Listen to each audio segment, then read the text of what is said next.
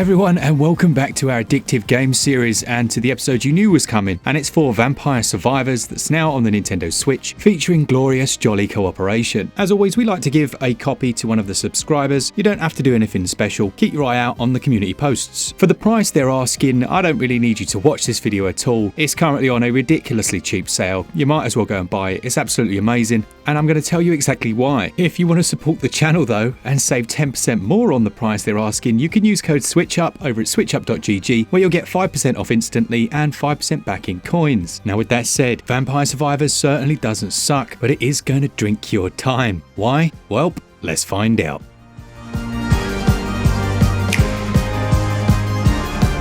All of the hideous creatures have left hell, and unfortunately they've landed on your doorstep. As far as narrative goes, that's about it. You better get running. Now, gameplay is where these games shine. As we saw with the recent Brotato, which clearly takes heavy inspiration from Vampire Survivors, the aim of the game is very simple: survive for as many waves as you can. However, here, those waves are endless. Your character will automatically attack, and as you hoover up all these glowing gems, you'll also level up. Each level up means choosing a new skill. They range from different types of weapons to hanging some hefty chunks of garlic around your neck, which will damage anything that moves towards you. Now, as we'll see in a minute, for me, Vampire Survivors does a little more than its contemporaries, because it has proper meta progression. But first, there are the different levels. Now, each level has its own requirements before you can move on to the next. You don't have to, of course. You could just simply play through the same one over and over, but these do play out in a unique way. There are pickups, for example, relics which will permanently change the game, such as adding in a map on the pause screen. You have to track those down with the arrows that are seen on the screen, and with everything else going on, it can get a little overwhelming, but I found it nice to have a goal. There are other collectibles within the stage, such as health or a buff that sucks all of the gems towards your player, and tactical use of the map allows you to improve your chances. Then there are environmental hazards, like these Indiana Jones style minecarts, which you can activate to cause linear carnage, and which can often be used to help you get out of a pinch. For pure pickup and playability, Vampire Survivors is almost unmatched, and the sheer quantity of enemy types is quite impressive. Aside from juggling multiple weapons, you'll also be thinking about your character's luck,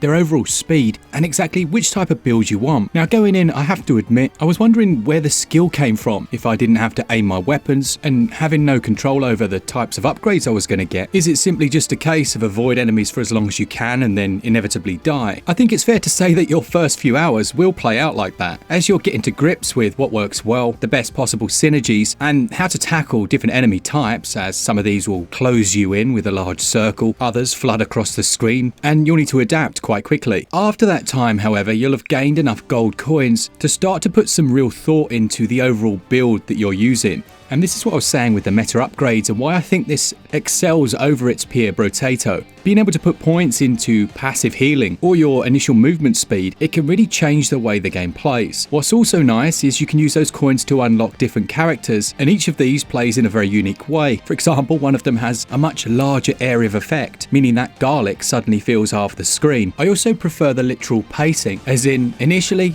it's not too hard. Enemies amble towards you, and you've got plenty of time to evade. Yes, depending on the stage you're on, the overall layout will drastically affect your ability to dodge, but for a few delusional minutes, it all feels quite manageable, and it makes the player feel powerful. You'll also find a number of chests dotted about the environment. These randomly spawn, and they're also leveled.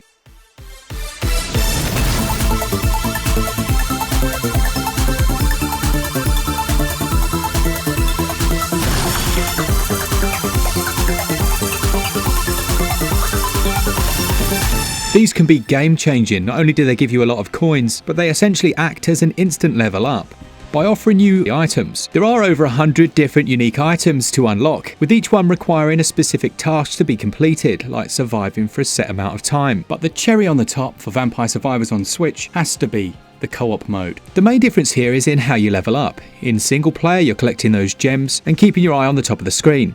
In multiplayer, you take it in turns to level up with all the characters, so that when it's your turn, all the gems will be funneled towards you until you reach level. Then you can make your choice. There are also a few new upgrades, like those which benefit the whole party, and these are shown on the 4th row. I never thought I'd say it, but I do like the way they handle death. When one of you dies, the other player is locked to the area that your tombstone is. If they can survive long enough for the bar in the middle to fill, then you get to come back in glorious style. breaking out of the grave and returning into the fray. It's quite clever really how they managed to balance the game, because with more players you'd expect it to be easier, but through the split leveling and then the positives of being able to come back from the dead, I think they do a reasonable job of actually balancing it out. It's certainly not easy and it still goes south rather quickly, but that multiplayer is very easy to set up. You simply need to connect a controller and press the plus button. This allows for 1 to 4 players locally to play the same game, and the introduction of another character that you essentially have to worry about as well adds a lot to the excitement, especially if you find yourself separated and you dive in headlong to try and save them. It's just a whole lot of fun. Now, do you need to play that mode for it to still be worth it? Absolutely not. But does it elevate the experience? It definitely does. Vampire Survivors should be on your Switch list. It's incredibly addictive, very fun, and anyone can pick up and play it. I don't really have many negatives to say. It manages to make a simplistic premise really engaging, very addictive, but I guess by its nature, repetition is something that you'd need to consider. Story, let's just go with gameplay. Scores 19 out of 20. Controls are borderline flawless. They score 20 out of 20. I believe Vampire Survivors runs on the Unity engine, which has proven very popular with smaller indie developers. On Switch, it's running at 60 frames per second and is quite stable. I didn't have any crashes, perhaps a few frame rate fluctuations. Its most divisive aspect is probably its visual style. It's intentionally old school. It reminds me of booting up an old Amiga game, and I really like it. With that said, I think we'd struggle to say it's a beautiful game, being more functional. It's got a decent soundtrack and it runs well in handheld.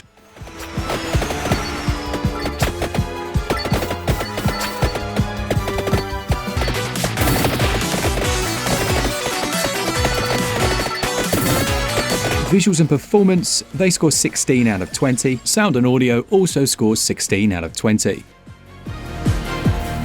Vampire Survivors is gonna cost you £3.59, which you'll probably be able to cover mostly in gold coins if we're honest. There is some DLC that's also on sale at launch. Those are £1.43 respectively, so for around £6 you can get the full experience. But even that base game is incredibly solid value for money, and value scores 20 out of 20.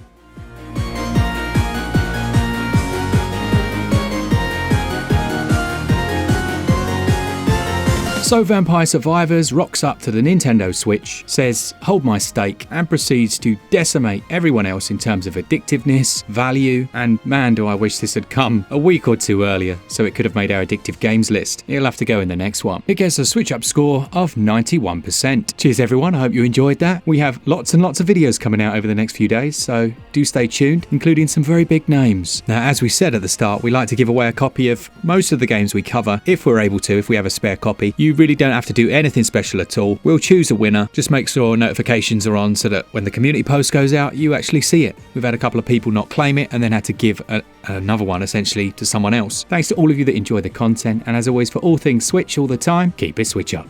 Cheers guys. See ya.